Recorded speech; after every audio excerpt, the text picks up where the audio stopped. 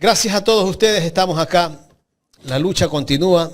Siempre recuerdo esas palabras de un gran maestro que lo tengo a mi lado, el doctor Pedro Moncada Huac, docente universitario. Ya nos conocemos, creo, más de 30 años, 35 años. Desde que yo tenía 18 años. Le saludamos al doctor Pedro Moncada. Gracias por acompañarnos. Bienvenido. Muchas gracias, estimado amigo. Han pasado bastantes años, ya hasta usted está queriendo llegar a viejito, entonces. Ya estoy haciéndome viejo, ya. Algunos me dicen viejo, ya los troles, ¿no? Así es la vida. Todo es un proceso. Pero siempre hay que luchar en este... Yo también fui último modelo. Me acuerdo cuando estaba en la escuela, el colegio, la Aguirre Abad, el José Joaquín de Olmedo, después en la universidad. ¿Usted estuvo en el Aguirre? En el Aguirre y el Olmedo. El Olmedo. Por portarme bien, me dijeron en el Aguirre que me vaya al Olmedo. Entonces yo obedecí porque siempre he obedecido. Y me fui al Olmedo. Y al Alfaro no fue, ¿no? ¿Ah? Al Alfaro no fue. ¿Al ABC? Sí. Al ABC sí. También. Aloy Alfaro. Ah, no, pero tenía mis panas allá. Ese tiempo la muchachada juvenil de la FESE era el Colorado Frías extraordinaria. Él lo conocí en el Olmedo. Tercer año, el Olmedo, año 1970. Desde ahí es mi pana hasta el día de hoy. A veces no se deja ver, creo que le meten algún chisme, pero no es mi pana. Todo bien. Camarada. Ah, deje de poner el like, pues primero. Póngale like, Pedrito. Yo todos los días pongo el like. Apóyele. Y hoy día me estaba quedando fuera. Pedrito Moncada, gracias por acompañarnos. Ha sido bastante complicado tenerlo el día de hoy aquí a Pedrito. La verdad, Pedrito no da entrevistas, pero a mí me aceptan las entrevistas. Porque somos amigos y fuimos vecinos también de barrio, ¿no? En Urbanoro en algún tiempo. Pedrito, ¿cómo ve usted la coyuntura política actual? Usted me dice, pero ¿qué es la coyuntura? La coyuntura política, todo lo que en este momento padece el Ecuador. Yo entiendo que es ver el pasado, entender el presente y vislumbrar qué es lo que se debe hacer para que el futuro sea distinto según el punto de vista que uno tenga económico, político, social. La coyuntura indica que en estos momentos estamos pagando el chuchaqui electoral. ¿Sí? Ganó este señor con las malas artes que utilizó, desconociendo la Constitución, no pidiendo, bueno, todo lo que ya se ha dicho. Utilizando recursos públicos, lo cual duele porque los recursos públicos deben ser para el público y no para una campaña electoral. Entonces hay una demagogia ahora que se quiere preguntar para quitarle los financiamientos a los partidos políticos, más resulta que la campaña fue financiada con los recursos públicos, entregando bienes públicos como cocina, etc. Más de 500 millones de dólares en es una demagogia, es decir, dineros públicos para campaña electoral. Con la demagogia que hay un montón de gente que no ha recibido esas pagas. Y lo negativo desde el punto de vista de la dignidad, porque que le paguen a uno un billete para que pueda votar por alguien es no tener dignidad. Y lo único que no debe morir en el ser humano es la dignidad. Si te matan la dignidad o la vendes, ¿qué eres? Un cuerpo con una espiritualidad que no mira al prójimo, es decir, es anticristiano. Porque dicen los cristianos, amar al prójimo como a ti mismo. Es decir, en primer lugar el prójimo. ¿Y qué es amar al prójimo? Ser solidario. La solidaridad. Y eso es lo que está en estos momentos, en esta coyuntura, problematizada. ¿El político de izquierda es solidario? ¿Y el de derecha qué es? El que realmente dice que es solidario es el que lo demuestra, por sus obras los conoceréis. Este no es un problema de discurso. Si alguien es de derecha pero tiene una práctica social de solidaridad, si es empleador, no explota a los empleados, cumple con toda la ley, no se precariza el trabajo. Vea, están preguntando sobre precarización del trabajo. Yo conozco de buena fuente que eso ya está precarizado. Invitan a jóvenes a través de un anuncio para que hagan su participación en una empresa, y empresas de renombre. Los tienen ahí una semana, dizque de prueba, no les pagan nada ni para el carro, ni para la comida. Y lo sacan. Y posteriormente le dicen, no va usted. Y entonces la próxima semana van nuevos jóvenes que aspiran a tener un salario mínimo que no lo pagan tampoco, no se está cumpliendo la ley. No es una semana. ¿Y por qué cree usted que no se cumple la ley? Esa es la coyuntura, ¿no? ¿Verdad? Porque tenemos unos poderes dentro del Estado que no observan la ley. Entonces, un Estado es una sociedad jurídica y políticamente organizada.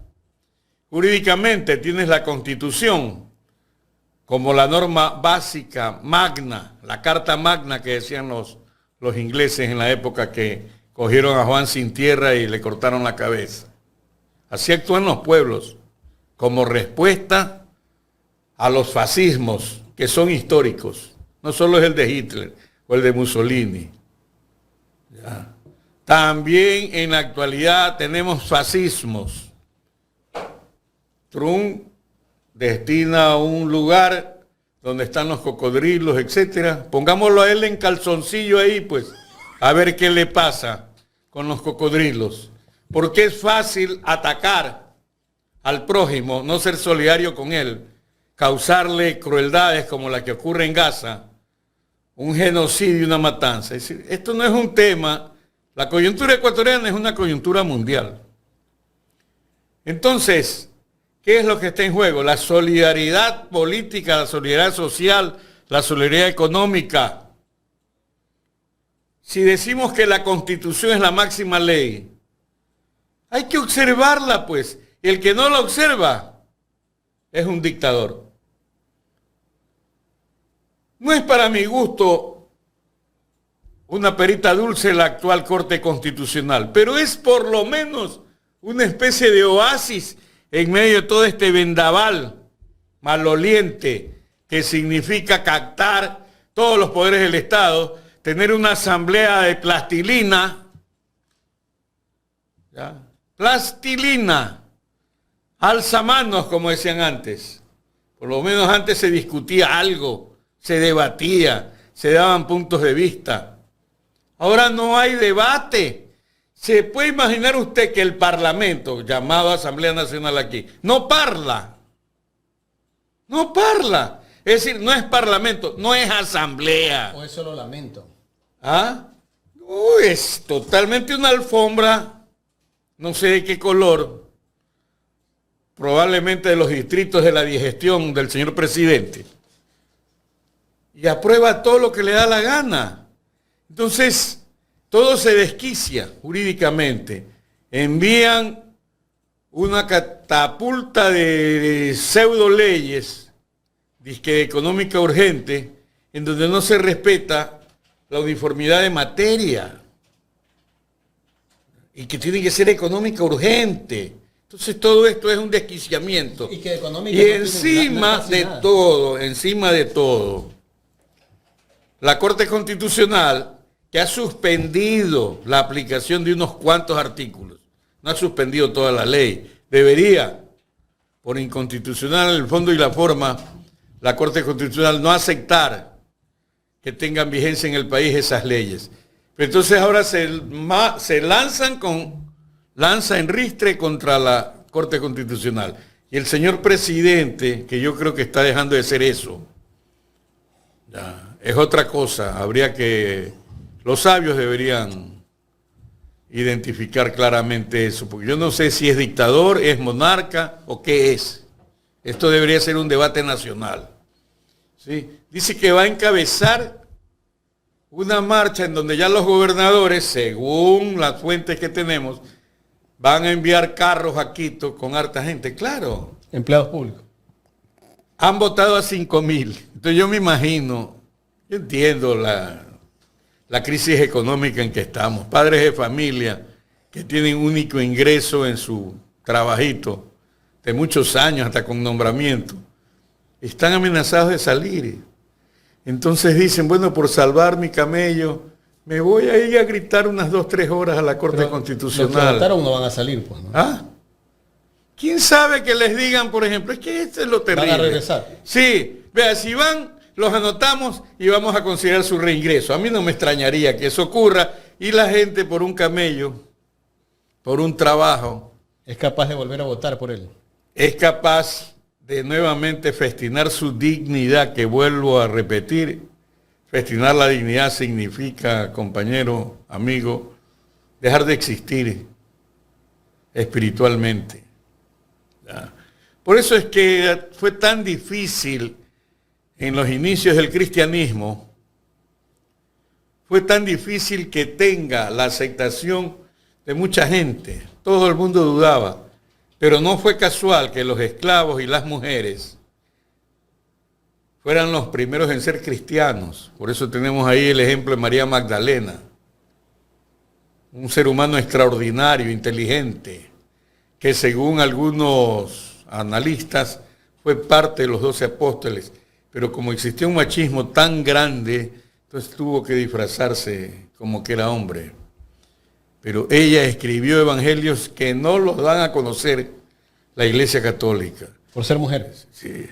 A mí me da no sé qué, veo que gente que se van a Estados Unidos para tratar de tener una seguridad y pasaron cosas como la de Eduardo Franco, mi amigo. Yo nunca niego a los amigos ni en la peor de las circunstancias, y este otro señor que acaban de detener ayer, José Serrano. ¿Qué hacen ahí? ¿O quieren ser como Pedro el apóstol, que fue crucificado en Roma? Van a la Roma actual, a la capital del imperio. Cuidado, lo van a mandar allá a que conviva con los cocodrilos, porque son capaces de eso. Terrible. Aquí cogen a un delincuente, lo ponen a declarar algo que dice que ha oído y ya te arman para que no se señale a los verdaderos responsables, autores intelectuales de la muerte de Villavicencio. Entonces, yo soy abogado desde el año 82. Algo he leído. Es la primera vez que estamos en un desquiciamiento jurídico total. Siempre ha habido corrupción. Siempre ha habido el poder político encima del poder judicial, pero ha guardado ciertas formas. O ha tenido doctores, juristas. Me acuerdo Ramiro Larrea Santos, que fue presidente de la Corte Suprema de Justicia. Era un hombre digno, fue profesor de Derecho Agrario en la Universidad Estatal. Es un hombre digno, un hombre honrado. Carlos Solórzano Constantine también fue mi profesor. Hombres honrados. Eso es lo que nos hace falta ahora. Que los hombres honrados nos pongamos al frente. El martes va a haber una marcha de estómagos agradecidos contra la Corte Constitucional. Bueno, pues hay que tomarse las calles. ¿Contramarcha? Yo no sé si es una marcha por la Corte Constitucional. Pero el una defensa. Oiga, mismo sale el la gobierno. Corte Constitucional y los organismos de derechos humanos deberían ya haber cursado oficios a todas las cortes constitucionales o como se llamen en cada país donde hay una constitución para decir lo que se está fraguando. Esto no es de ayer. Esto viene ya desde hace tiempo. ¿Por qué? Porque quieren tener una corte constitucional como la Asamblea, de plastilina, donde el poder, solo termino ahí, donde el poder sea omnímodo, como el que tuvo Hitler. Abogado, esta Corte Constitucional que le permitió al presidente de la República ser candidato y presidente al mismo tiempo, y que le dio toda la libertad para que haga campaña durante el tiempo de campaña, valga la redundancia, resulta que ahora es atacada. Yo siempre digo esto, ¿no? Bueno, ahí voy a tener un punto de vista distinto. ¿Quién es el organismo que tiene que velar porque se cumplan el Consejo, los organigramas legales, electorales. El Consejo Nacional Electoral. No se lo carguemos a la Corte. Pero también todo se le carga a la Corte. Es decir, también se plantearon demandas. Sí. Quien tenía que actuar en primer momento es el Consejo Nacional Electoral. Pero si la señora presidenta es un estómago agradecido por un cargo diplomático para su hermano, ¿qué podemos esperar? O los negociados de otros miembros de esa Corte. Ellos ya están en funciones prorrogadas y van a seguir así. ¿Por qué? Porque tenemos un Consejo de Participación Ciudadana que no funciona, o mejor dicho, que funciona según lo que quiere el poder. En este caso, el poder de la oligarquía, de la plutocracia bancaria. Hay que volver a reeditar el capítulo 2 de la Revolución Juliana, de hace 100 años. Hay que ver la historia. ¿Por qué se dio la Revolución Juliana? Porque había una desfachatez. Es que esta gente ni siquiera utilizan una táctica para ejercer su dominio. ¿Y qué ocurre si un cliente se queja dentro de un banco? Dice, no jodas, cámbiate de banco, que hay no sé cuántos. Esa no es una respuesta, pero es una respuesta que se da por la impunidad con la que se ejerce un dominio omnímodo. O sea, todo esto es un sistema. Esto es un sistema que tiene como cara visible al señor presidente de la República, que habrá que ponerle otro título ahí para que lo identifique claramente. Entonces esto es todo un poder del sistema, que por ahora tienen mayoría, que por ahora tienen a gente manipulada, que creen eso. O como decía, escuché yo porque llegué un poco antes, el digno oficial que me precedió en la palabra en la entrevista. Guillermo Tamayo. Decía, chica, ¿cómo es posible que esto ocurra? Tiene que haber dignidad. Yo estoy de acuerdo con él. Dignidad. ¿Ya? Las mismas Fuerzas Armadas, la Policía Nacional, los periodistas, los banqueros, que debe haber, me imagino que sí, que sientan que tener un banco es estar al servicio del público. Crédito, etcétera. ¿Ya? No como un negocio nada más. Es un negocio, seguirá siendo un negocio, pero tiene que tener un carácter también social, lo que dicen de las empresas. La razón social, el nombre, la visión social. Es decir, es para que el pueblo progrese. Oiga, y la superintendencia de bancos de parte del banquero, no de parte de los clientes, ¿no? Porque ellos la ponen. Qué barbaridad. Ellos ponen las autoridades. Que no querían son autoridades de plastilina como la Asamblea. Entonces, ¿qué va a ocurrir? Es posible que a la fuerza se tomen la Corte Constitucional, la defenestren, etcétera, que en una jugada no constitucional, ilegal, etcétera, y por mucho que protestemos, se impongan. Eso yo creo que es la estrategia. Muy bien. ¿Cuándo vamos a entender que el poder de este sistema capitalista salvaje, nacional e internacional, no entiende de leyes, no entiende de lógicas, no entiende de protestas? ¿Ya? Habrá que reemplazarlos en los términos que ellos decidan, decía Arturo Jarrín. ¿Sí? ¿Qué lucha hacemos?, decía Arturo Jarrín. Aquella que corresponde a la que proponga la oligarquía. Bien. Yo tengo 71 años dentro de poco. Arturo Jarrín, ¿cuántos años tendría ahorita? Bueno, Arturo Jarrín nació en el año 59. A ver, 57. ¿Menor que usted? Claro. ¿Todavía estuviera en la lucha? 3 añitos. 3 añitos, Arturito. Bien, ahí me va topando ya las Parte sensible. la parte sensible. Bueno, los amigos se los lleva ahí en el corazón y en el cerebro. Entonces, por ahora ellos, me refiero al sistema, tienen todos los poderes, son tan desfachatados que quieren hasta la Corte Constitucional, que también la tenían, como usted anotó.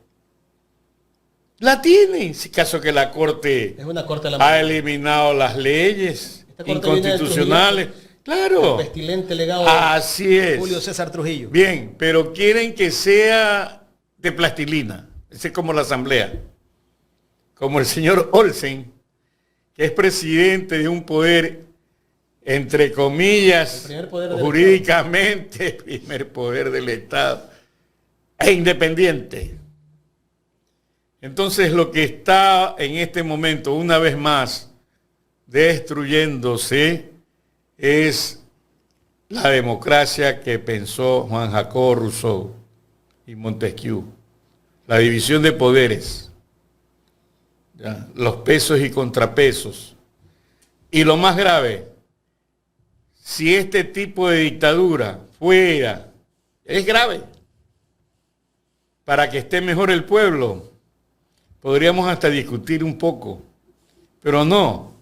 Es para que el pueblo esté más en la miseria, la salud no funciona, el 3% que se subió al IVA fue para pagar deuda externa, se votan a los trabajadores y empleados públicos porque eso es lo que se le ofreció al Fondo Monetario Internacional, que da los dineros, pero no para obra social, sino para pagar la misma deuda externa. Esa es una situación kafkiana. De tal manera entonces, la labor como la que ustedes hacen es trascendental, es estratégica, que no tendrá los efectos que se quieren en este momento, pero los tendrán a mediano y largo plazo. Abogado Moncada, déjeme agradecerle a algunos de los seguidores que han hecho sus aportes. John Escudero nos hizo un aporte hace rato, creo que ya lo leí, pero igual lo voy a repetir. Cuando yo denuncio videos de odiadores, ninguna plataforma los baja. Son serviles al mejor postor las redes sociales o antisociales. John Zurita dice, las personas somos lo que en crisis demostramos ser. Felicitaciones a Ecuador en directo por desenmascarar el falso relato. Cecilia Molina, gracias por el aporte. Saludos desde Arlington, Pensilvania. Gracias a nuestros hermanos migrantes que están haciendo su apoyo a Ecuador en directo. Los que quieren hacer un aporte, hagan en este momento el aporte. Pedrito, tengo un tema que quiero tratarlo con usted, pero no es aquí. Pero quiero ponerlo como ejemplo también por lo que estamos viviendo acá en el Ecuador. Una persona que la entrevistan en Argentina, una persona con discapacidad, es entrevistada en Argentina y esa persona que le hace la entrevista, un periodista, le pregunta, le dice, ¿y tú estás de acuerdo con el veto a la ley de discapacidad? Siendo una persona discapacitada, dice que sí, que está de acuerdo con el veto que ha hecho Milei a la discapacidad o a la ley de discapacidad en Argentina. Y quiero escuchar el criterio del abogado Pedro Moncada. ¿Por qué la gente tiene esas posturas a pesar de que están afectando los derechos? Veamos. ¿Qué te parece que el presidente haya vetado la ley de emergencia en discapacidad? Digamos, vos que sos discapacitado, claramente. Sí, la verdad que no la considero bien, porque considero bien en realidad que se haya vetado porque puede subir la inflación y todos esos temas, y si se dispareja el déficit fiscal y todo eso, puede afectar en el bolsillo de las personas. O sea, la situación no creo que cambie con una ley de emergencia. ¿Apoyás las políticas de Milei? Sí. ¿Qué es lo que más te gusta de Milei? Y la frialdad que tiene. ¿Qué quiere decir la frialdad? La frialdad en manejar los términos de discapacidad y todo eso. Yo ahora estoy yendo a una reunión al Congreso. Ajá. ¿Y la reunión de qué se trata? Es una reunión de Malvinas en realidad. Ah. O sea, Nada que ver con nada que ver discapacidad. Discapacidad, no, exactamente. ¿Qué te parece que Milei haya dicho que él admira a Margaret Thatcher? No, me parece muy mal. Mal. Sí. ¿Qué te parece que la ex canciller de la República Argentina haya dicho que le quería dar la autodeterminación de los pueblos a los soldados malvinenses? Y en parte son ciudadanos y en parte no, es un tema muy difícil de Malvinas con el que podría estar hablando una hora, pero bueno, siempre van a ser nuestras. ¿Qué más te gusta de Milei? Las políticas económicas. ¿Cuál, por ejemplo? Por ejemplo, el libre mercado, la principal. Pero él está interviniendo todo el tiempo en el mercado. ¿Cómo sería? Y, por ejemplo, está vendiendo dólares a futuros en este momento, está chupando los dólares de la plaza, está interviniendo. Eso es un mecanismo de intervención. No está flotando libremente. Sí, obviamente. O sea, ahora, por ejemplo, se viene la baja de los impuestos al libre comercio de tecnología y todas esas cosas.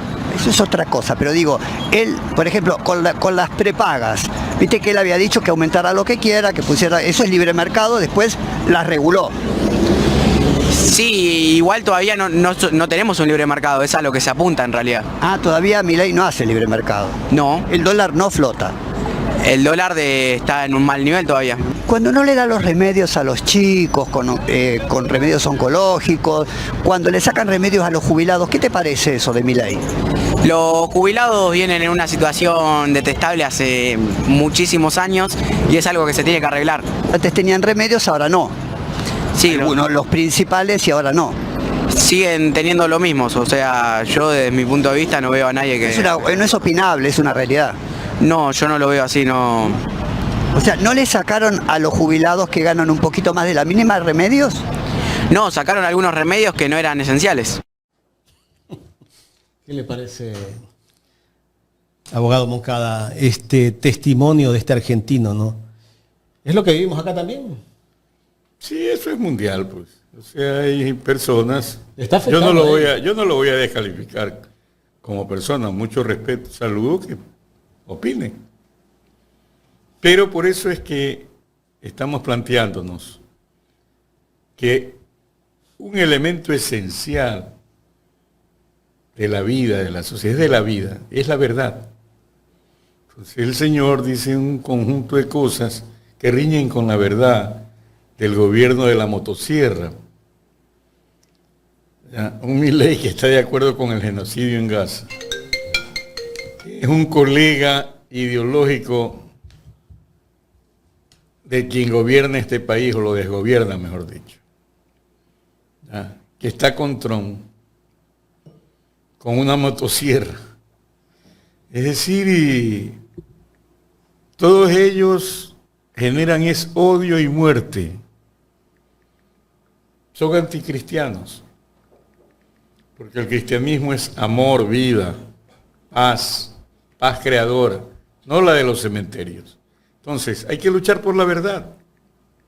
Hay que conocer la realidad. Entonces, yo veo que el joven, respetando sus puntos de vista, tiene derecho a decir lo que crea. No conoce entonces la realidad de su país y del mundo. Entonces, nosotros tenemos que luchar por la verdad, por la realidad. Tenemos que buscar la unidad y hacer la resistencia a un sistema, cueste lo que cueste. Eso es lo que le podría decir en este aspecto. Ver a esa persona que, a pesar de afectarle ese veto que ha hecho Milei a una ley de discapacidad, siendo discapacitado, eso ya es como que dice uno... Probablemente él no tiene carencias. La pintita de que capaz él no tiene resuelto las partes materiales. Entonces él no mira más allá de su nariz.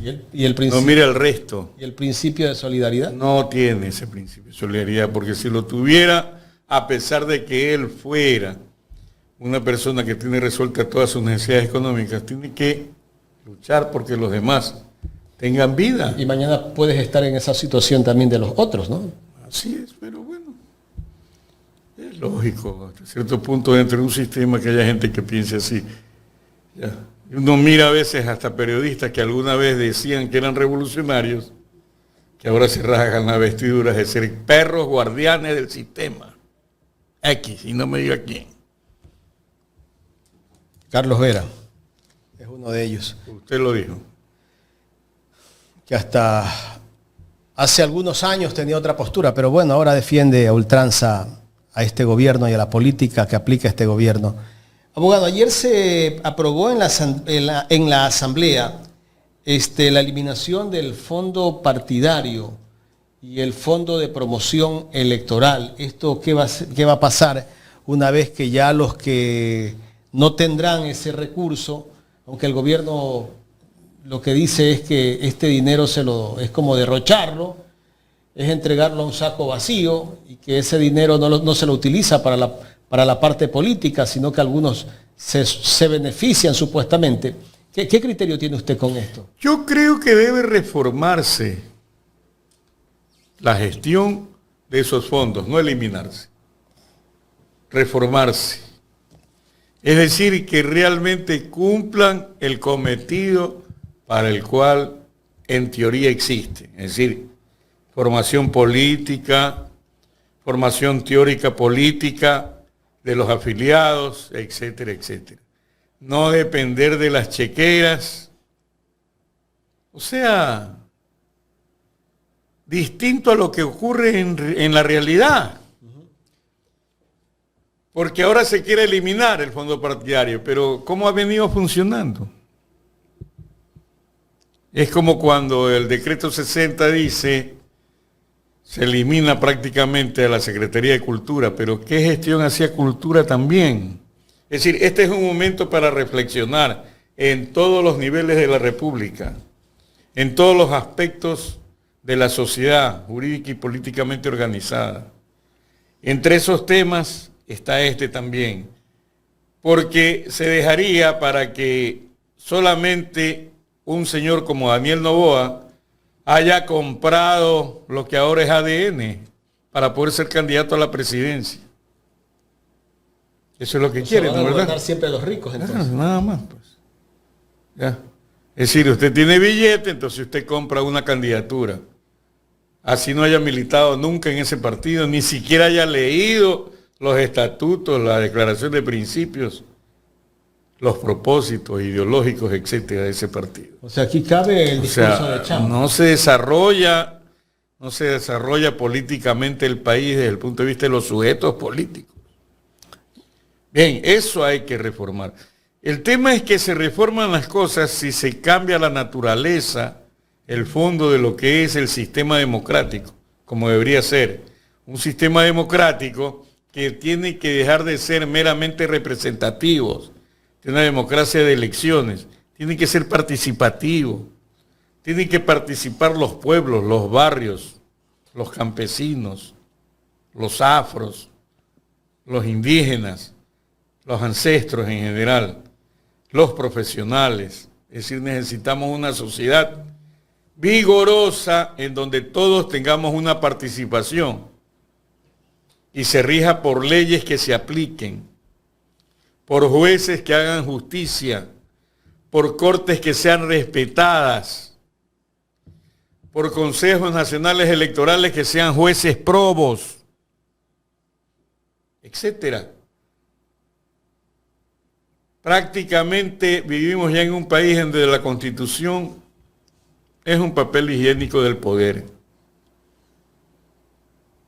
En este país que tenemos creo que el campeonato mundial histórico de constituciones. ¿Por qué? ¿Por qué hemos tenido tantas constituciones?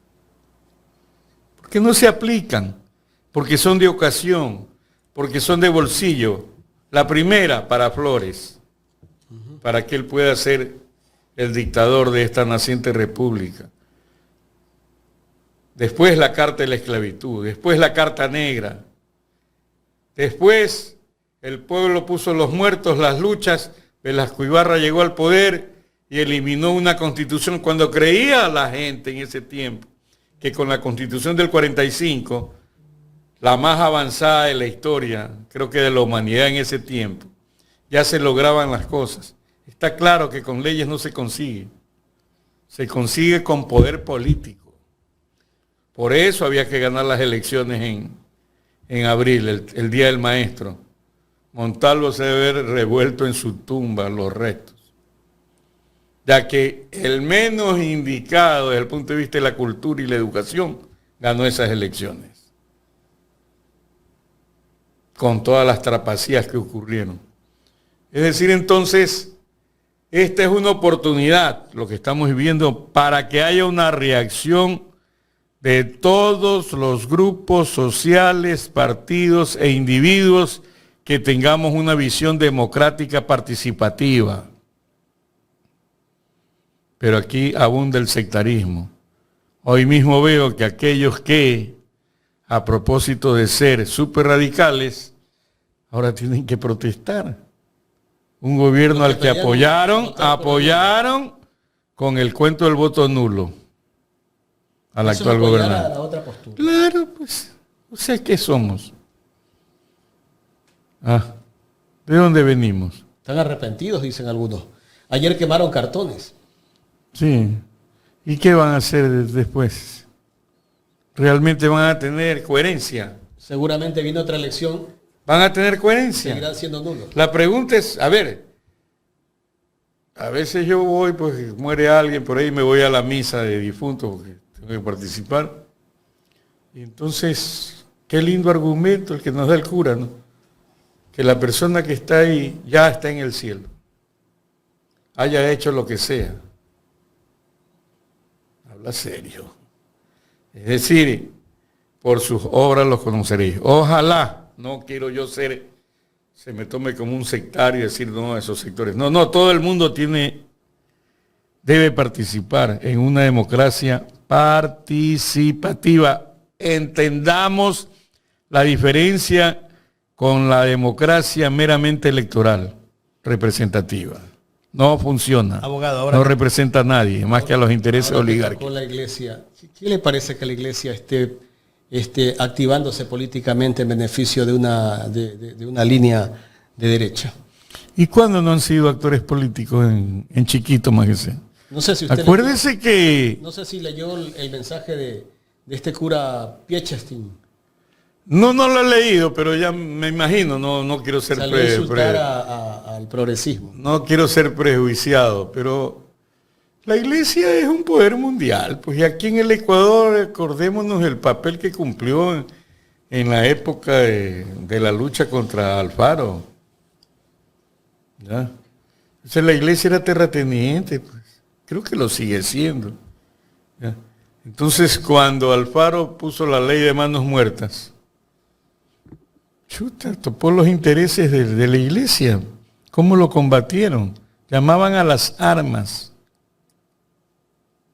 No es que la Iglesia aquí ha sido una perita dulce. Desde luego que nuevos vientos dentro de la Iglesia, hubo el proceso social de la Iglesia, la visión social de la Iglesia, Juan XXIII, Concilio Vaticano II, el de Medellín, la lucha de los padres eclesiales, de los núcleos eclesiales de base, etcétera, también. Es decir, también la lucha de clases, la lucha por el poder, se da dentro de la Iglesia, se da dentro de las Fuerzas Armadas, se da dentro de la policía, se da en todos los ámbitos de la sociedad. Eso es lo dialéctico. Nadie en los hechos es neutral. Aquel que dice ni derecha ni izquierda, más probable es que sea de derecha. ¿Ya? Es decir, aquí hay una lucha, pueblo contra trincas, como decía Saad Bucarán, que no fue santo en mi devoción, pero ahorita está concreto eso, pueblo contra trincas, es decir, pueblo democrático alternativo versus la oligarquía plutócrata bancaria. Revolución Juliana, segundo capítulo, a los 100 años. Hacer realidad las transformaciones alfaristas, que fue en la hoguera bárbara sacrificado para que la plutocracia bancaria domine a través de Leonidas Plaza Gutiérrez y que terminó en masacres en 1922. La historia es una, es vivaz, es dialéctica. Y en el 25, la Revolución Juliana. La historia continúa, la historia no termina. Abogado, bueno, tenemos posiblemente en diciembre o en enero, en diciembre o en noviembre, perdón, una consulta popular. De esa consulta popular ya el presidente de la República ha presentado 7 preguntas. De las 7, tiene 3 que ya fueron rechazadas. Una de ellas es la contratación por hora, el tema de los casinos. Son distractores.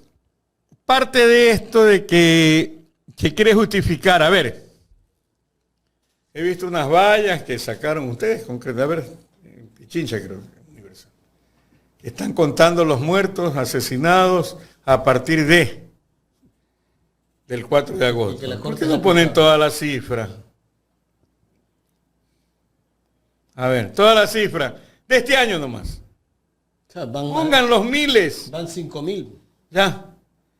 Pongan los, a ver, ¿desde qué fecha? A ver, abril del 24. IVA, 3% más para la seguridad. Pongan pues las cifras de asesinatos violentos desde el IVA. Pongan las cifras. Entonces esto es un cuento, es un distractor. ¿El distractor qué significa? Que te ponen a discutir como bobo una serie de cosas que así se aprobaran no resuelven nada, porque la gestión es nula a favor del pueblo, para que no discutas las trapacías que están ocurriendo. ¿Por qué no discuten acerca del problema eléctrico y del saqueo que hicieron a los recursos públicos a través de Progen? Está prohibido hablar de eso. ¿Ah? ¿Por qué? Incluso hasta eliminan contenidos de eso. ¿Pero por qué? ¿Ah? Entonces quieren distraerte con otros asuntos para que eso no trates. ¿Por qué no se trata el asunto de la educación, de la salud? ¿Qué pasó? Del IES.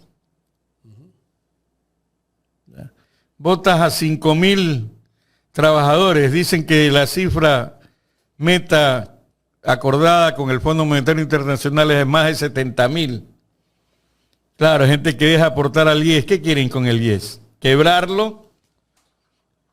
Así sea ficticiamente. ¿Para qué? Para privatizarlo. Entregarle a los bancos. Así es. Claro, es como la cuestión de la moneda virtual, que se ponían a rajatabla durante el gobierno de Correa. Dijeron que era confiscatoria, etc. Y inmediatamente después, con Lenín Moreno, la implementaron, porque tienen el poder. Abogado, ¿a qué país del mundo le ha ido bien siguiendo recetas del Fondo Monetario Internacional, como el caso que estamos viviendo nosotros? Yo no quiero pecar de erudito de nada. Yo no conozco. Si alguien tiene una información que pueda establecerse que el Fondo Monetario Internacional, que es un fondo dominado por Estados Unidos, ellos lo dominan, para controlar las economías de los pueblos. Nosotros vivíamos sin Fondo Monetario Internacional hasta hace 8 años. No se lo necesitaba. Pero a partir de Moreno comenzó la deuda. ¿Y para qué son las deudas del Fondo Monetario?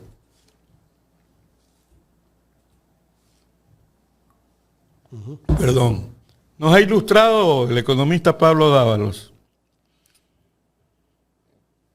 que esa deuda que se adquiere con el Fondo Monetario Internacional es para garantizar el pago de la misma deuda. ¿Sí ve? Te endeudo. O sea, no para podemos yo usar cobrar. esa plata No. en otra cosa, en inversión pública, en obras, no. O sea, puede solamente utilizarla para enviarla a la Reserva Monetaria Internacional. Simplemente recuerdo la ilustración de alguien que es experto y que sabe de eso, Pablo Dávalos.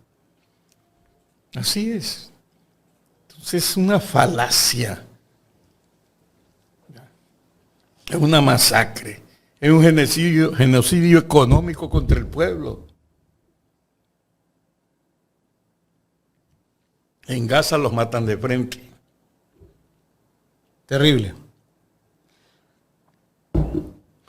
Y la gente sigue creyendo que estas políticas nos van a sacar de la crisis de donde estamos, ¿no?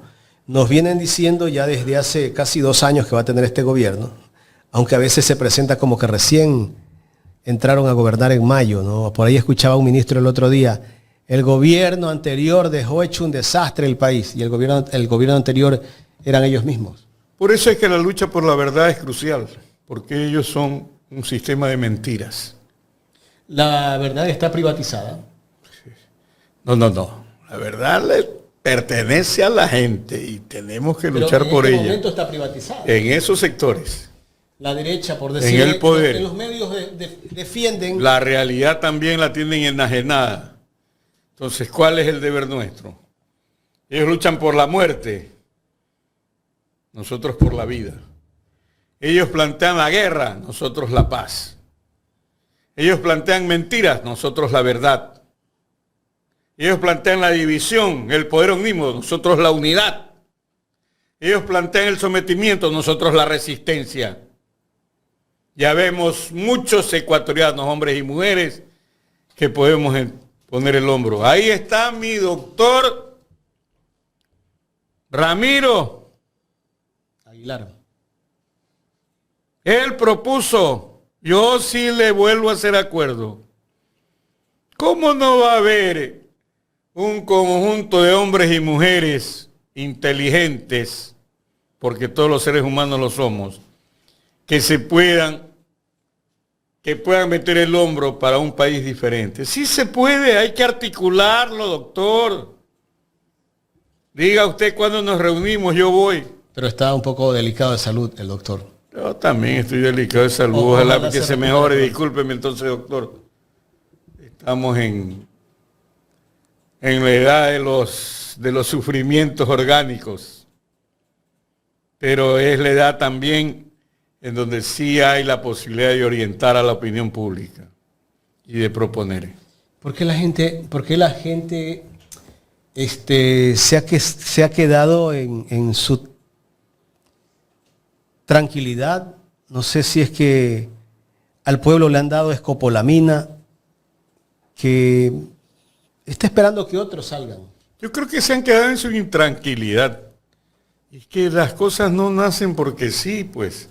Tienen que irse articulando, tienen que irse proponiendo, tienen que irse reflexionando, pensando, uniendo. Porque en otros tiempos el pueblo no aguantaba, ¿no?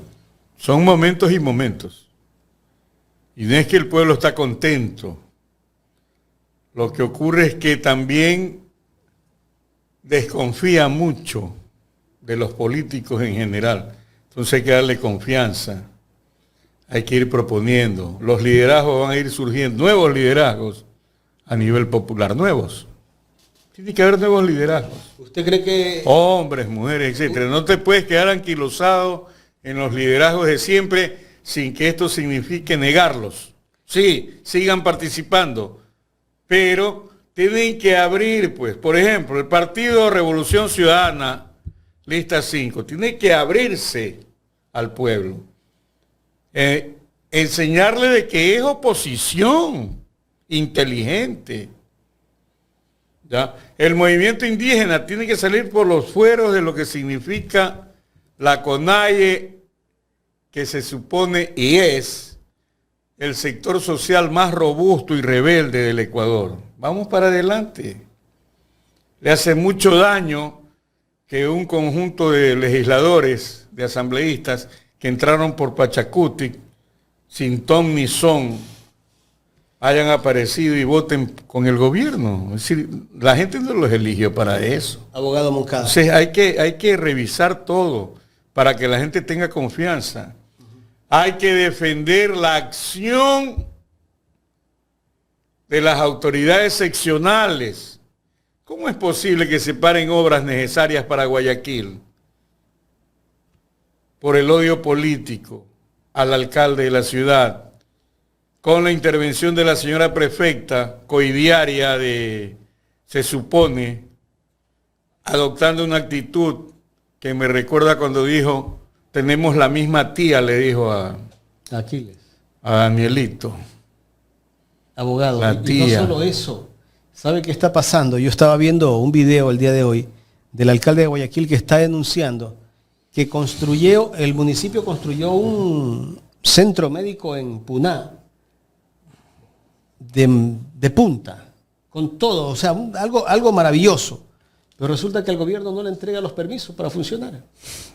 Ahí está, pues. Son atrasapueblos. ¿Quién es atrasapueblo? ¿El que construye la obra o el que niega los permisos por soberbia? Porque le hace sombra. Clarito. Y posiblemente Aquiles, no sé, yo no soy pitonizo, tendrá que agradecerle a Noboa si es que gana el próximo proceso electoral a la presidencia de la República. Porque él lo catapultó. Porque ¿quién es el más visible opositor a este desbarajuste desde el punto de vista institucional? El alcalde de Guayaquil. Ni me conoce, ni yo lo conozco, ni pululo por el municipio, nada. Como decía Alfaro, yo no pido nada para mí, no tengo ningún interés particular. Yo tengo un interés social. Entonces, Aquiles, prepárese. Yo creo que nos demuestra lo que es la resistencia. Luche por la unidad de todos. Y si no hay más alternativa, láncese a la presidencia de la República y gánela y transforme este país. Tiene los arrestos necesarios, el carácter. Vamos. La ciudadanía lo ve con buenos ojos. La persecución le ha servido para catapultar. Terrible. Una acusación que según escuchaba aquí al doctor García, no tiene ni pies ni cabeza, pero que según las redes sociales también, alguien, yo no quiero acusar a nadie, que tiene el apellido del presidente, hacía el mismo negocio de las gasolineras. Y ese no está en... Ya ahí no hay nada. Entonces, investigado. eso es lo terrible, ¿no? Es decir, O sea, para uno sí, para otro que no. hay la ley del embudo. Abogado, ya en la recta final, ¿cómo ve el futuro político de Leonidas Issa? Usted que en algún momento nos decía que es un líder que debería de seguir dentro de la política, pero en este momento que se lanzó nuevamente a la presidencia de la CONAIE, no ganó. Esas son circunstancias. Yo creo que Leonidas, primero que es un hombre inteligente, segundo tiene formación ideológica, política, etcétera. Su prestigio no se ha menoscabado un ápice. La gente no lo vincula con la acción nefasta de sus legisladores. Muchos sospechamos que se hizo mal la gestión de inscribir la lista nacional, porque esa la había conformado Leonidas Issa en persona para darle chance precisamente a sectores afines. Él está ahí, él es un activo de la lucha social. De tal manera que Pero ahora sin ser dirigente de alguna organización. tiene que demostrar, si no es que tienes que ser de ley, tener un letrero, un cartón, una cosa. El gobierno no. estuvo detrás de la CONAIE. Desde luego, ahí estuvo de frente, dando créditos, entre comillas, etcétera. Pero yo no voy a hablar pendejadas tampoco de alguien que sí demostró en el 19 que era de lucha, el actual presidente de la Eso le CONAIE. costó un ataque. Y además, sí, es interesante el pronunciamiento que ha tenido, que recién se posesiona. Vamos a observar, no es que somos fiscalizadores de la obra de nadie, pero yo creo que tampoco podemos despotricar contra todo el mundo. Demos un nivel de confianza a Vargas. Así es. Para ver qué ocurre. Y si después vemos pues que no hace lo que debería hacer como dirigente de un movimiento social tan importante como es el movimiento indígena, bueno, esperemos. Pero en cuanto a Leonidas Issa, que es la pregunta concreta que usted me hace, ahí está el compañero. Y un abrazo para él. Es mi amigo también. Estuvimos apoyándolo en su candidatura. Somos parte de los 500,000 votos que logró en la primera vuelta. ¿Qué pasó después? Ya no es responsabilidad de él. Pero Issa no es a veces muy tibio. No podemos darle dando, yo no creo que podamos estarle dando... Apoyo y no apoyo a Luisa González. Son dicotomías que Issa tendrá que ir evaluándolo. Esas tibiezas no nos llevan a ningún lado. Evaluándolo. A veces se confunde, digo yo, se confunde las prioridades. Yo también creo que él debió estar presente. Por supuesto, pues. A mí me dijo una vez la doctora Isabel Marín, Jaime, o eres o no eres. Isabel es hermana, ella es definida. A mí me así debería ser. Pero una cosa es el deber ser y otra cosa es el ser. En filosofía. Y ese ser, que se llama Leonidas Issa, es un activo, un referente moral de la República. Por lo tanto, debemos ir junto con él en esta propuesta de la lucha por la verdad, el conocimiento de la realidad y su difusión, la unidad y la resistencia. ¿Pero con el Pachacuti que tiene? Bueno, él no es Pachacuti, él no es la representación de Pachacuti para endosarle todas las trapacías que puedan ocurrir a través de los ponchos dorados. Debería ir pensando en otro movimiento. Eso tiene que definirlo él. Yo no le puedo decir eso. Él tiene que definir. Llámelo para que lo entreviste. No da entrevistas ahora. Esto sí. Bueno, está. Un saludo para Leonidas Issa. Si alguien de cercano a Leonidas, dígale que queremos entrevistarlo a esa persona, ¿no? Yo no le estoy diciendo, oiga, oiga, sí. Es una persona oiga, ya póngase a actuar. No, nadie, pues ese sería un irrespeto a un amigo. ¿Quién más de esa línea puede ser que acompañe a Leonidas Issa? Bueno, yo también me quiero meter ahí. Pedro Moncada. ¿Usted? No, yo no quiero participar en política. ¿No? Pero si usted hace política. Analizo la política, pero no quisiera porque yo creo... Ya, usted dice que no quiere ser candidato. No quiero ser candidato, no, para nada. No Estaba no de beber. Por mi cabeza no ha pasado eso. No ha pasado eso. Yo creo que hay cuadros que deberían estar haciendo política. Usted es un cuadro también. Usted me quiere meter en no, yo no, pero vea usted, y es cosa suya. A ver, Pedrito, creo que me falta una o dos preguntas más. ¿Ah? ¿Cuánto tiempo usted cree que se vaya a quedar la derecha en el poder? El tiempo que se le permita por parte de la nación. Y la nación es la gente, el pueblo y los hombres honrados de las instituciones. Fuerzas Armadas, Policía Nacional, periodismo, eclesiásticos, maestros, etc.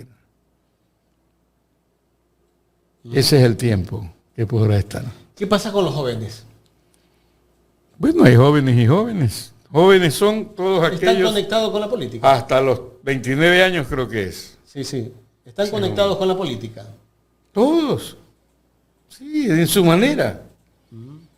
Unos de manera activa, positiva, otros de manera individual, para sí mismo. Esa es una postura política. ¿Por qué en muchos hogares prohíben hablar de política? A mí siempre mi papá no me decía eso porque yo no me crié casi con mi padre, ni con mi madre. Yo a los 14 años ya tuve que salir de la casa a luchar por la vida. Y bueno, y hasta aquí seguimos luchando todos los días. Esa es la política, pues, la dirección. ¿Qué haces con tu vida? Entonces yo veo que hay un desinterés desde mi punto de vista, ¿no? Probablemente usted se refiere al hecho de que no quieren hablar de partidos, de líderes, no. Y muchas veces... Pero ¿qué es la política? ¿Qué es la política? Es una ciencia de la dirección de la vida de los pueblos y las personas. Entonces, cuando usted planea, Vamos a poner Ecuador en directo, tiene que crecer, denme los likes, etcétera. Tengo una línea Pongan los likes, ¿eh? alternativa, etcétera. Hace política. No está al servicio de ningún partido político. Si tiene una orientación alternativa, yo calificaría de izquierda, progresista. Ah, no, yo siempre lo digo, mi línea es Perfecto. progresista. Siempre. Pero entonces estás Yo haciendo no ando política, hecho el Jaime.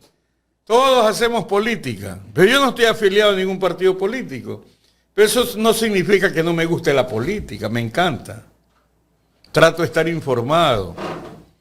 Utilizo este medio en la información, Pichincha Universal, veo a Boscán, reviso lo que dice Rusia Today, reviso a Pablo Iglesias. Pablo Iglesias, La Base, todo eso. Y vea por qué ustedes no hacen una política. Usted, a pesar de estar jubilado, tiene muchos trabajos. Tengo algún trabajo como abogado. Eso es casi como un trabajo, estar viendo y pero anotando. es que hay un dicho que dice, si usted trabaja en algo que le gusta, claro, en buena hora, y si haces algo que no te gusta, estás desocupado. Entonces miren ustedes, por ejemplo, usted tiene todo este conjunto de organizaciones alternativas de la comunicación. ¿Cómo ha crecido la base? ¿Cómo se preocupan en México las oligarquías por haber puesto ahí una central de la base para América Latina? Sí, yo admiro mucho el trabajo que hacen ellos. A mí me encantaría que aquí venga Pablo Iglesias a inaugurar algo que signifique que hay una amalgama de comunicación mundial con Ecuador en directo, Pichincha Universal, La Posta, La Base, Ecuador Inmediato. etcétera. Francisco Herrera también un gran... Ya pues, ahí usted tiene una línea política, mi estimado Jaime. Concrételo. Comuníquese con toda esa gente. Yo no le estoy diciendo lo que hay que hacer, me perdona. No podría yo causar ese irrespeto. Pero ahí hay una línea, cada quien en su lado. Por ejemplo, yo admiro mucho en Urbanora, hay un señor Calle, Geofredo, que realmente... En mi barrio, ¿eh? Urbanoro era mi barrio. Sí. Oye, qué labor de este señor. Una labor encomiable. Mueve desde los niños para que aprendan ajedrez, ahí estoy dándoles clases, ¿sí? Hasta los más viejitos para que bailen y tengan una labor social, pasando por los cursos de enfermería, etcétera, de seguridad. Geofredo debería ser concejal del Ecuador, de Guayaquil. No pertenecemos al mismo partido político. Yo creo que no sé si él pertenezca a algún partido. Pero ¿por qué no gente como Geofredo Calle? Los que lo conocen me pueden decir si estoy mintiendo o no. Ese es el perfil de un concejal que haga lo mismo que hace para su barrio a nivel de todo el cantón. Pero es que ¿con qué criterio escogen los candidatos a alcaldes, a los gobiernos seccionales? A su legión Porque vienes de la farándula. de concejales. Vienes de la farándula. Entonces, ese es el problema de la diferencia entre la democracia participativa, que es que participe, por ejemplo, Geofredo, que ni sabe que estoy hablando de esto, ¿ya? A la democracia representativa. Geofredo. Geofredo, sí. Saludo. Seguramente Geofredo. Manavita. ¿Ah? Por el nombre parece Manavita, ¿no? Debe ser, porque es un nombre chévere. Los manavitas buscaban No, nombre. yo lo respeto y lo quiero muchísimo. Geofredo es un excelente dirigente barrial. Debería, y sería un excelente concejal. ¿Y por qué no un alcalde? Oiga, yo conozco a muchos dirigentes deportivos, porque yo hice también deportes, pero no el fútbol. Yo hice deporte amateur, de todos los deportes, no es que practiqué, pero tenía un programa deportivo y yo conocía muchísima gente dirigente que trabajaban por el deporte por amor al deporte. Ah. Y que son personas que de alguna manera están sacando a los niños, a los jóvenes, de los vicios, del ocio, y tanta labor que hacen. Hay gente muy valiosa Voluntad de vida. dentro del deporte. Así Hay es. algunos oportunistas, sí, que andan buscando figuretear, ver qué pueden conseguir. Esos no son dirigentes. Y ve, aquí me ha hecho acuerdo usted del profesor Pepe Ramos, mi amigo, de la Botica La Fe. toda su vida vinculado al deporte, un excelente deportista y futbolista, a tal punto que le decíamos la vedette en el barrio. ¡Excelente! Pasó años en las supuestas formativas del Club Emelec, pero con problemas para cobrar, etcétera. Es decir, esa visión distinta que tiene a la que tiene Independiente, claro, de Sangolquí. Independiente. ¿Por qué han tenido tanto éxito? Desde luego, las cabezas tienen que funcionar, pero fundamentalmente la gestión. Ellos tienen cazatalentos que van a todos lados y cuando descubren que hay en Potencia un muchacho, ¿qué hacen? Hablan con la familia, arreglan todo lo legal, pagan un sueldo, llevan al muchacho, lo ponen a estudiar, le dan valores y ahí tiene usted pues a Caicedo, a Pacho. ¿De dónde salieron? De los barrios populares, de Santo Domingo, de Esmeralda, boxeo, de Guayaquil. En boxeo, ahí está lo Perea. O me acuerdo ahorita de Misdau, el interbarrial de fútbol. Señor, de ahí salió, por ejemplo, el Frentón. El Frentón Muñoz, el difunto. Que murió. Yo conocí a algunos deportistas campeones mundiales en otras disciplinas que no son el fútbol. En lucha, en boxeo. Y a veces me tocaba hacer perfiles porque hacíamos un programa para la televisión y hacíamos perfiles y conocíamos la realidad de estos niños muy pobres, muy humildes. Alguna vez fui a hacerle un perfil a una deportista por el Cerro Las Cabras, en Durán, hace unos 8 años, creo, 9 años. Llegamos a la hora del almuerzo, sus hermanos estaban llegando del colegio, nosotros llegando a hacerle el perfil, la mamá no estaba porque trabajaba. Era una casita de caña, muy humilde, muy humilde. Y cuando vimos que los hermanos iban a almorzar, levantaron la tapa de la olla y solamente el almuerzo era un arroz. Un arroz. Esa gente humilde dentro de su pobreza, imagínense ustedes si tuvieran todos los recursos, toda la alimentación necesaria para ser campeones. ¿Cuántos campeones mundiales tendríamos nosotros en este país? El día de ese perfil que fuimos a grabarnos con el equipo, a mí se me salieron las lágrimas, porque soy muy sensible, cuando comenzó a narrar todo lo que ella hacía para lograr ser una campeona nacional en lucha. Y creo que después ya participaba en torneos internacionales, dentro de toda la pobreza que vivía esa niña. Si tuvieran el apoyo. Eso fue en el año más o menos 2014, 2015. Hay que haber política deportiva. Ahí había pues. Política deportiva. Hay que haber política educativa, política de salud, política de vialidad, política barrial. Sí. Imagínese usted que la gente que tiene los poderes reales, que sabemos quiénes son, en los barrios, fomentaran el deporte y no la extorsión. Sería otro país el que vivimos. Posiblemente pero el sistema se pondría molesto. Abogado, pero aquí se... ¿Sabe por qué? Ajá. El sistema se pondría molesto. Y me refiero al sistema a los que están ahorita en el poder. Porque esas bandas controlan al movimiento social en los barrios y los tienen atemorizados y vacunados.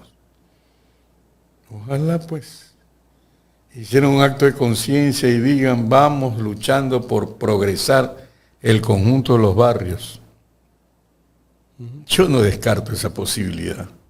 No podemos descartar nada. Pero ahí necesitas acción del gobierno, ¿no? Si vamos a esperar a que el gobierno actúe, no sé cuándo será. Pública, pero hay que ser la gente. Pero el achicamiento del tamaño del Estado no le va a permitir hacer eso. Tampoco está en el plan del gobierno ir a combatir las causas de... Y a ver, hablemos de los últimos años. ¿Qué políticas sociales han tenido? Porque estén en las leyes, han aplicado los presupuestos. Oiga, los burócratas les tiembla el alma, por no decir otra cosa. No quieren firmar nada, porque les puede caer la Contraloría. La persecución que tiene. Porque la Contraloría juzga gestión, no ve los parques y lo que hicieron después de los terremotos en Puerto Viejo, aunque Glass no haya firmado nada. Absurdo, pues. Si el mismo alcalde es el que pide las obras, necesitamos que la reconstrucción que está dirigida desde Quito, aquí en Puerto Viejo, donde yo soy el alcalde, haga esto, este otro, para generar. Pero eso juzgan. Absurdo. ¿Por qué lo persiguen a Glass? Él es el mártir de la democracia representativa. Yo creo que hace falta mucha solidaridad. Muchísima solidaridad con Glass. ¿De parte de? Él es un secuestrado de todo el mundo, especialmente de sus coidiarios, pues. Pero el ataque mediático que le han hecho es prácticamente... El ataque mediático no va a cesar, pero eso no puede significar que nosotros nos reunamos y digamos, oye, ¿podemos enarbolar esta bandera? No, tiene mucho ataque mediático. Seríamos unos cobardes. Claro, el ataque Vea, yo recuerdo una cosa. Destruir su reputación. Sí, mire, cuando Febres Cordero quiso utilizar la bandera de los independientes, llamó a un plebiscito, si podían tener participación los independientes, una tesis atractiva, pero que en el fondo era algo engañoso para recibir el aplauso de la ciudadanía y la aprobación a su gobierno, que estaba en crisis. James Vázquez. Y si todo el mundo sí, prácticamente todo el mundo dijo, sí. Y James Vázquez, uno de los comandantes de Alfaro y Becarajo, redactó una postura por el no. No sé si la habrá leído Osvaldo Hurtado, el doctor, lo respeto mucho. Y él se abanderó, el único que se abanderó dentro de lo que fue la sociedad civil institucionalizada y partidista con el no. Y se fue haciendo conciencia de ese no, lo que significaba, por qué el no, que no era negarle a los independientes la participación. Y ganó el no. Entonces aquello de que los medios se oponen a algo y entonces por lo tanto uno se somete, capitula, no procede. No hay que capitular cuando se considere que una tesis, una propuesta es la correcta, es democrática, es de justicia.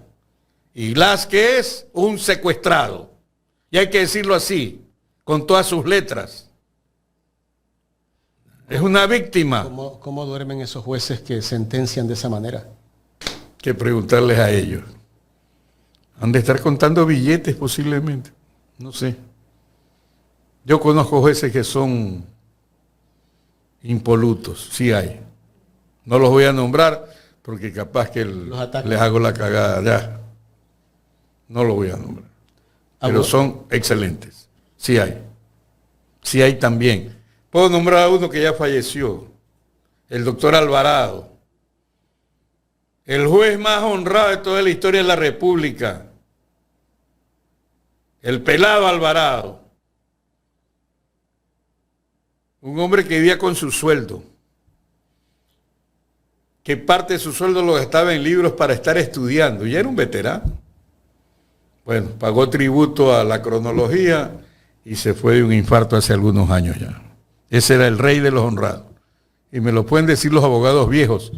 Incluso aquellos que podrían sentirse perjudicados por algún fallo, pero sabían que había actuado en derecho, que no es porque había cogido un billete.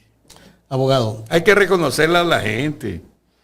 Lo que pasa es que todo el mundo nos volvemos invisibles y solo se habla de unos cuantos que están en la élite circunstancial de una coyuntura.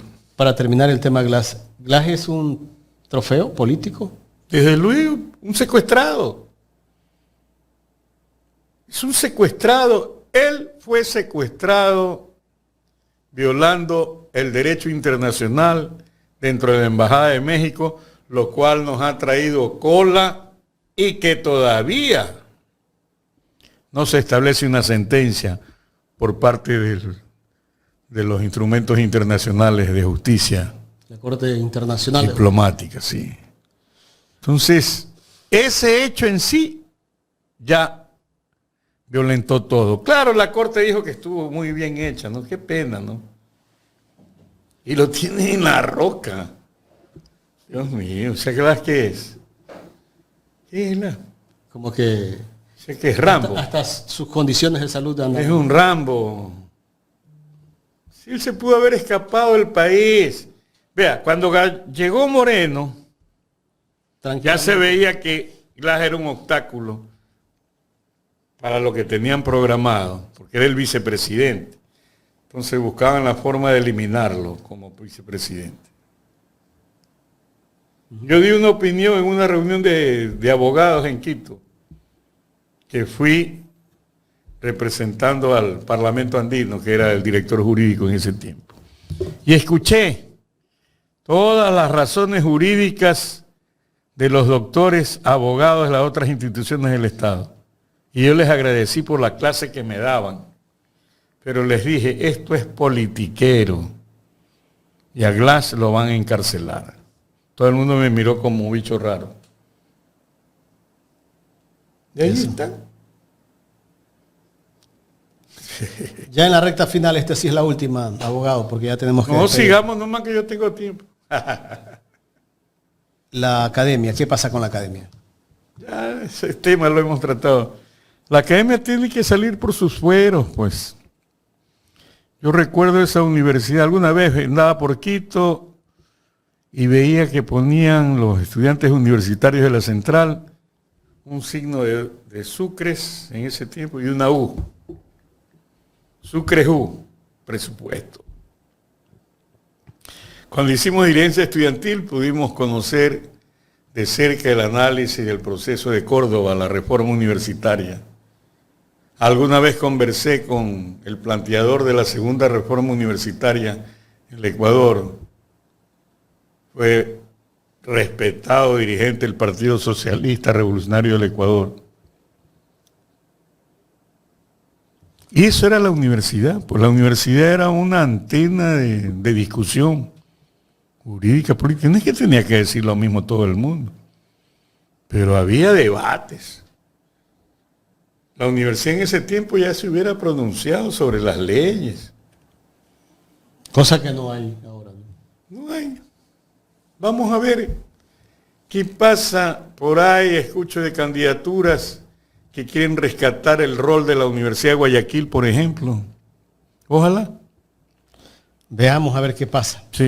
Abogado Moncada, quiero agradecerle por esta entrevista que ha sido bastante larga, pero muy importante, muy interesante, así que las personas que de pronto no vieron esta entrevista, la recomiendo que la vean con tranquilidad, de pronto véala una o dos veces, sería importante porque aquí hay contenido que va a servir muchísimo para la cultura política.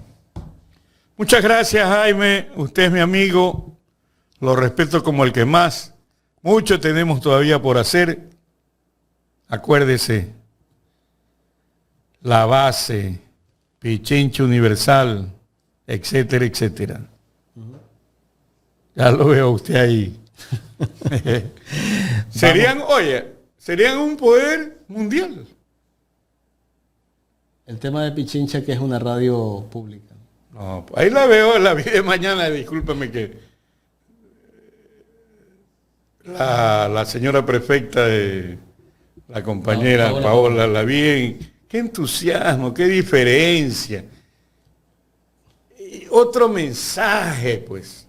Estaba en la mitad del mundo, va a haber un festival de 4 días. Claro, desgraciadamente estoy chiro, si no yo me fuera, le decía a mi mujer. A la mitad del mundo. A la mitad del mundo. Vea, por ejemplo, eso ustedes. A ver, no son de Pichincha Universal. Háganle una nota. Sí. Es sugiero. Perdone. Yo soy medio metiche. Vamos a ver si contactamos para el día martes a la prefecta Paola Pavón. Gracias por... Y qué excelente binomio que podría ser, por ejemplo, con Aquiles. Ahí la dejo. Gracias, abogado Moncada. El abogado Pedro Moncada, docente universitario, conversando con nosotros aquí en Ecuador en directo.